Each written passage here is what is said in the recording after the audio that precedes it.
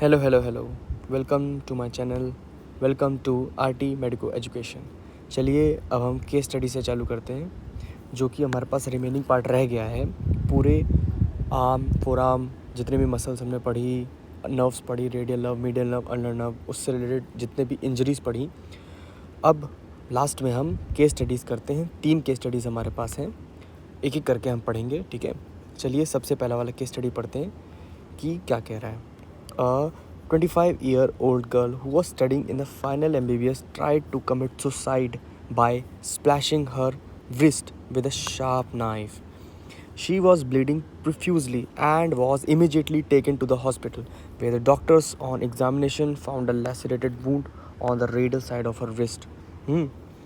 Surgical procedure was performed and her life was saved. पहला question क्या कहता है। अभी आपको ये पढ़ के कुछ लगा होगा कि हमने इससे पहले ही इससे जस्ट पहले वाले लेक्चर में हमने वो क्लिनिकल पढ़ा था, जिसमें लैसरेशन ऑफ द रिस्ट में क्या क्या स्ट्रक्चर्स डैमेज होते हैं वो हमने पढ़ा था। तो name the structures lying in front of the wrist. तो मैं आपको उसी डायग्राम पे ले चलता हूँ, जिससे आपको रिविज़न हो जाए कि क्या क्या चीज़ें हमने पढ़ी थी। ये हमारे पास थी लेटरल साइड, ठीक है, और ये थी हमारे पास मीडियल साइड। मीडियल को हम अल्नर साइड भी कहते हैं और रेडियल को हम लेटरल साइड को हम रेडियल साइड भी कहते हैं, रेडियल साइड भी कहते हैं, ठीक है, रेडियल साइड भी कहते हैं। तो यहाँ पे क्या क्या होगा। लेटरल साइड पे हमारे पास होगी रेडियल आर्टरी, फ्लेक्सर कार्पा रेडियालिस का टेंडन, मीडियन नर्व, ये हमारे पास पाल्मारिस लॉन्गस का टेंडन।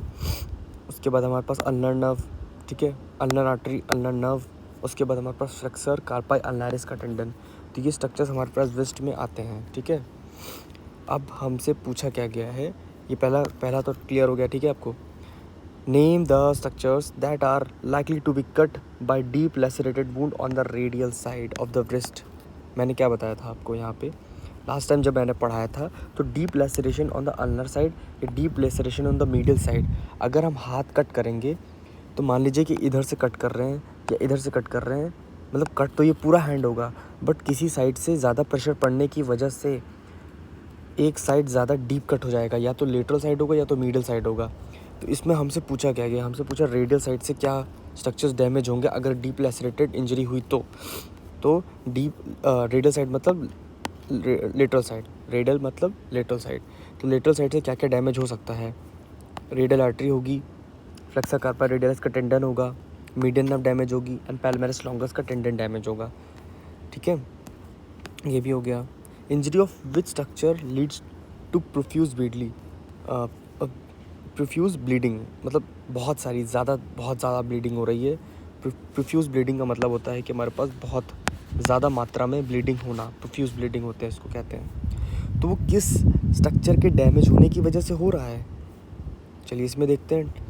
अगर हमारे पास रेडियल साइड से, अगर मान लो इसने बोला है कि रेडियल साइड से कट किया है, तो रेडियल साइड से हमारे पास क्या पड़ेगा, रेडियल आर्टरी पड़ेगी, और रेडियल आर्टरी के डैमेज होने की वजह से ही हमारे पास ज़्यादा मात्रा में ब्लीडिंग होती है, प्रोफ्यूज ब्लीडिंग जिसको कहते हैं, ठीक है। एंड नेम द आर्टरी, अगले पार्ट पे चलते हैं। Name the artery which lies in front of the distal end of the radius between the tendon of flexor carpa radialis and brachioradialis and mention its clinical importance।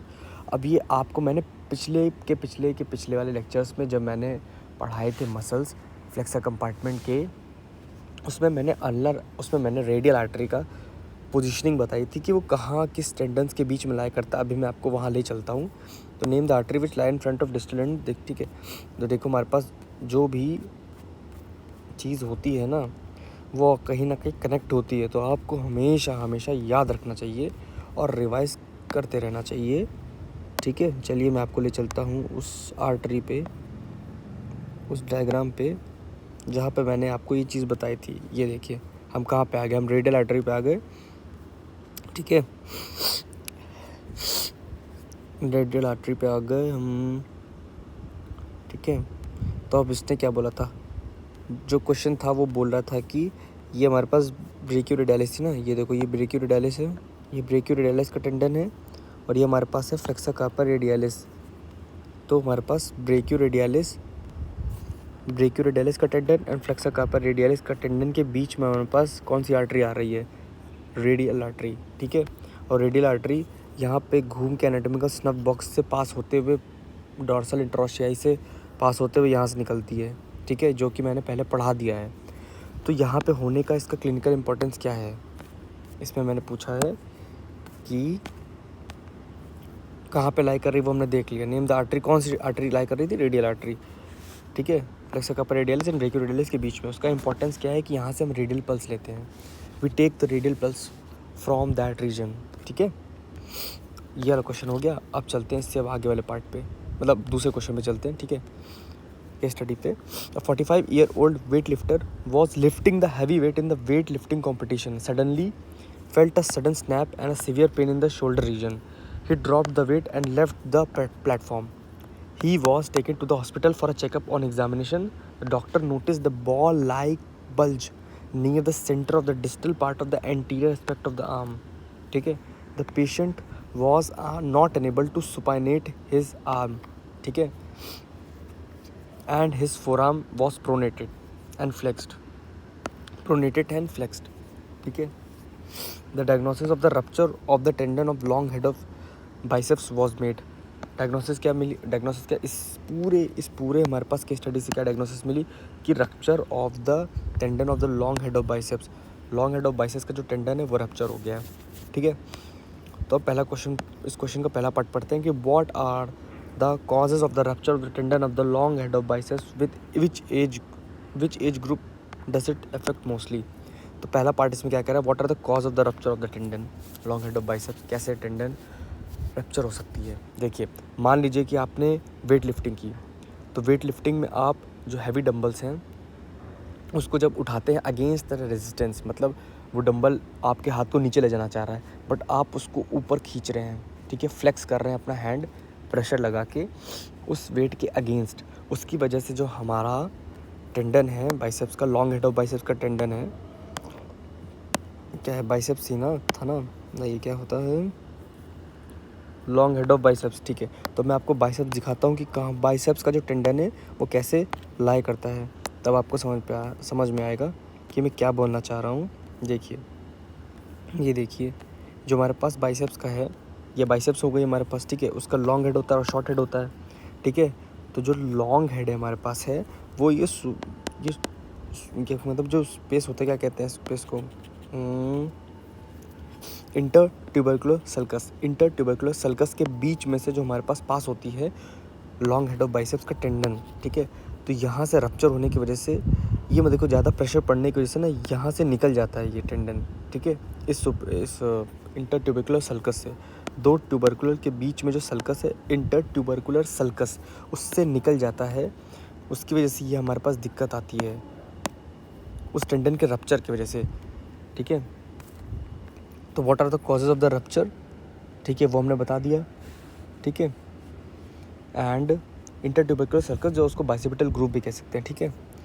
और किस age group में ज़्यादा देखने को मिलता है, ये more than 35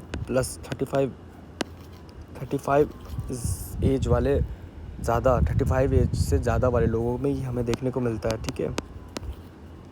what is the origin of long head and short head of biceps, देखो उसी डायग्राम पे वापस चलते हैं, ठीक है। यहाँ पे सब है हमारे पास, ठीक है,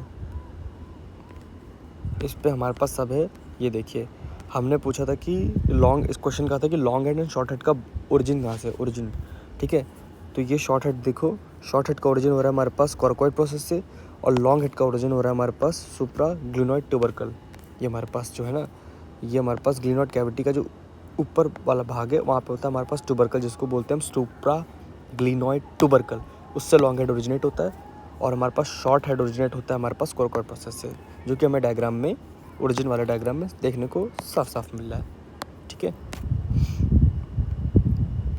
ठीक है, ये भी क्लियर हो गया। What cause the bulge like ball like bulge in the front of the arm and name it deformity, ठीक है। ये जो बल्ज हो रहा है किसकी वजह से हो रहा है, वो बल्ज हो रहा है हमारे पास due to detached belly of the biceps muscle.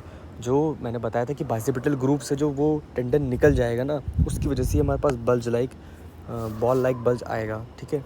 और इसको क्या कहते हैं, इसको कहते हैं हमारे पास पोपी डिफॉर्मिटी कहते हैं इसको, चाहिए मैं लिख देता हूँ आपके लिए, what it is called as इस डिफॉर्मिटी का नाम क्या है? इस डिफॉर्मिटी का नाम है हमारे पास पोपी डिफॉर्मिटी, ठीक है, पोपी डिफॉर्मिटी। चलिए आगे वाले क्वेश्चन बढ़ते हैं। A 45-year-old man, a chronic user of crutch, went to his family physician and complained that he has noticed a loss of shoulder contour on the right side during the last 2 months. He also told that he feels no sensation in the region and could see the bony position at the upper end. On examination, the physician found that the patient could not abduct his arm to 90 degree and there was a loss of skin sensation over the lower half of the deltoid. अब तक आप समझ गए होंगे किस nerve की बात होने जा रही है। He could also notice the prominence of the greater tubercle of the humerus. He was diagnosed as a case of axillary nerve injury. तभी तो वो हमारे पास एबडक्ट नहीं कर पा रहा है और डेल्टॉइड मसल पे सेंसेशन लॉस हो रही हैं। तो mention the root value of the axillary nerve C5 and C6। ये आपको ब्रेकर प्लेक्सस में कई बार बताया जा चुका है और आगे भी रिपीट हुआ है। What are the 3 common causes of the axillary nerve injury? Axillary nerve injury के 3 कॉमन कॉजेज क्या क्या हैं? ये हो सकते हैं हमारे पास जो क्रच है यूज़ करते हैं वो आर्मपिट में इतनी बुरी तरह से उसको दबा के रखा जिससे एक्सिलरी नर्व जहाँ से एक्सिला से पास होती तो वहाँ से उसमें दबाव आया। तो badly adjusted crutch pressing the upward into the armpit जिसकी वजह से एक्सिलरी नर्व दबी है। या तो इंट्रामस्कुलर इंजेक्शन डेल्टॉइड मसल में जब हम देंगे, इंट्रामस्कुलर इंजेक्शन डेल्टॉइड मसल में जब हम देंगे तो वहाँ कुछ नर्व की ब्रांचेस, जो एक्सिलरी नर्व की ब्रांचेस उसको डैमेज कर सकता है। एंड या तो inferior dislocation of the shoulder joint. Inferior dislocation of the shoulder joint की वजह से कैसे हो सकता है, लाइए मैं आपको दिखाता हूँ एक डायग्राम।